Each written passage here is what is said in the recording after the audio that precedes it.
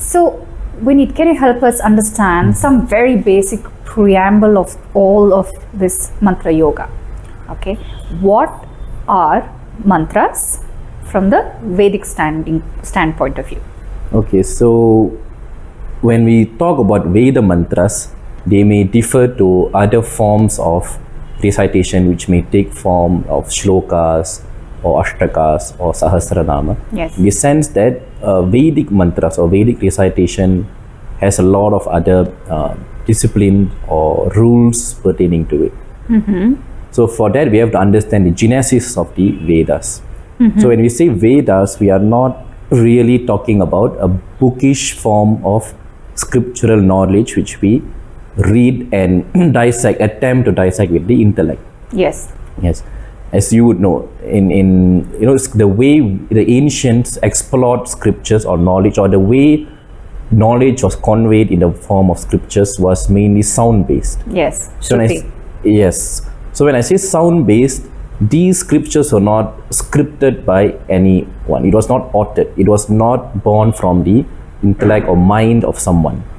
Contrary to the popular beliefs that the scriptures were authored at a particular period of time, and that is why the Vedas are referred to as apaurushaya, non-human origin. Right. Yes. So to understand, maybe if I give an analogy, it will give a better illustration. So sound, what do we exactly mean by this sound potential?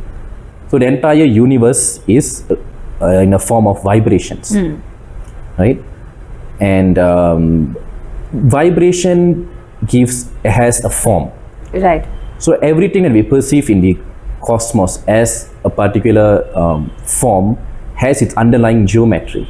Right. And that geometry is born from the sound. Or I would just say the sound and the geometry, the shape is one.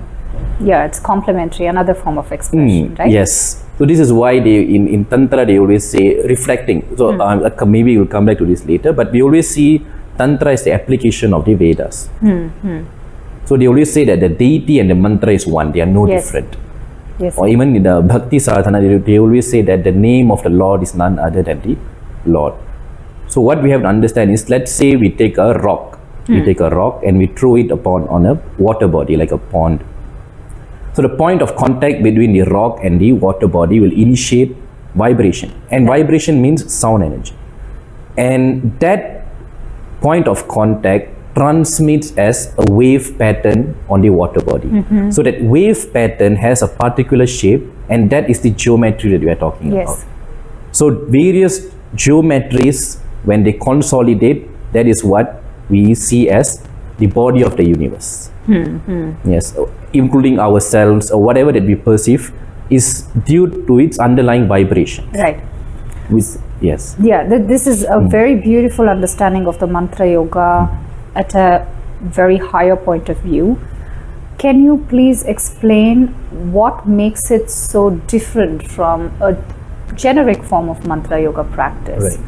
When we say a Vedic mantra or a Vedic mantric lineage, what makes it so different and authentic? Right. So given the analogy, so we understand that the geometry is like this skeleton to the body we refer to as the universe. So my framework now is only due to the underlying skeletal framework that I have. Right. So the muscles or whatever, the muscles and the skin, everything is attached to the skeleton. So similarly, the entire universe is reverberating in these sounds. So why is it important to adhere to the particular rules that are set? Is because these denote the way in which the mantras were received. Yes. So the ancient sages who were very advanced in their spirituality, they were able to tap into the cosmic knowledge or the Akasha. Akasha is the form of element which is reverberating, the form of reverberation or vibration. So when they received a particular truth from the cosmos, I would, in today's contemporary term, we would say equate it to downloading a particular information. Right. So when they downloaded a particular truth, they received it in a series of sounds. And why sounds? Because I've given the entire structure of the universe underlies in its sound form. So they received the truths in the form of sounds, and these sounds had very particular characteristics. So they were represented by very particular aksharas or syllables, and they had to be adhered to the particular swaras. They had a particular meter, chandas. So when the sages received these sounds, they envisioned the truth in tandem to these sounds. So we refer to the sages who received a particular knowledge as a mantra drashta, meaning one who envisions the mantra. So in vision, we should not misunderstand as direct, sight. Yes. What it means that he has seen the entire truth of the mantra. Like today, when we quote something, we say that we have seen the hardship of life. I've seen it's someone's an insight. Yes. Right? It's inborn by your comprehension of that truth. Yes, exactly. So on Chladni's work in the 1960s, using various fluids and electronic amplification to generate sound frequencies, and coined the term cymatics. If you run simple sine waves through a dish of water, you can see patterns in the water. Depending on the frequency of the wave, different ripple patterns will appear. The higher the frequency, the more complex the pattern. These forms are repeatable, not random. The more you observe, the more you start to see how vibration arranges matter into complex forms from simple repeating waves. This water vibration has a pattern similar to a sunflower.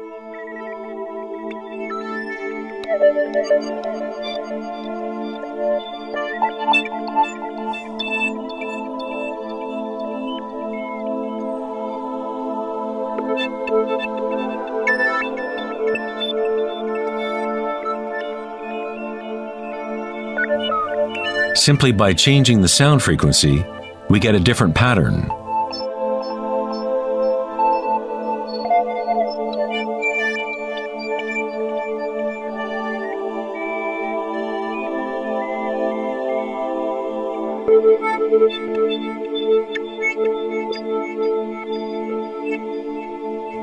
Water is a very mysterious substance. It is highly impressionable. That is, it can receive and hold on to vibration. Because of its high resonance capacity and sensitivity, and an inner readiness to resonate, the water responds instantaneously to all types of sonic waves. Vibrating water and earth make up the majority of mass in plants and animals.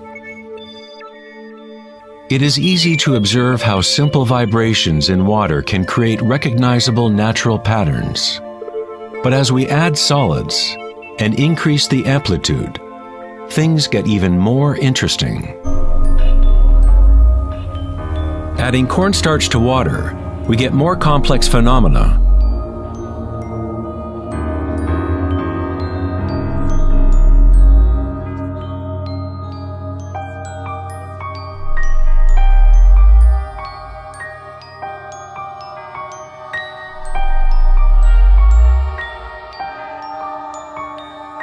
Perhaps the principles of life itself can be observed as vibrations move the cornstarch blob into what appears to be a moving organism.